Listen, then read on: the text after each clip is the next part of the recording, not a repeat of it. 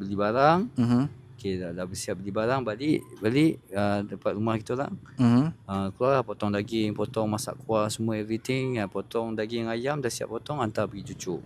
Siap kuah masak, lepas tu isi air semua dalam van. Lepas tu pergi lah kedai. Kat kedai petang kan. Pasar tu pergi kedai. Kat kedai set up sampai 12 malam. Setiap hari? Setiap hari. Rasa gaji berapa? Daripada pagi. Tapi kalau pukul F&B, 8 macam tu. F&B kan, F&B. dia range dalam 15 hingga ke 25. Betul tak? Time tu kerja sampai 12 malam. Oh, 12 malam. 8 pagi 12 malam. 50 kot. 50.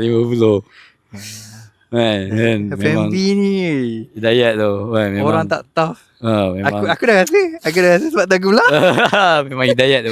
Aku tak tahan. Lepas tu ujian pula kan, dengan sebab kita member ni dah anggap macam abang. Jadi hubungan dah rapat. Jadi brother ni pula dia jenis memang hardcore memang crack. Kadang-kadang staff tak ada kat kedai kan, dia pun pergi buat hal dia kan.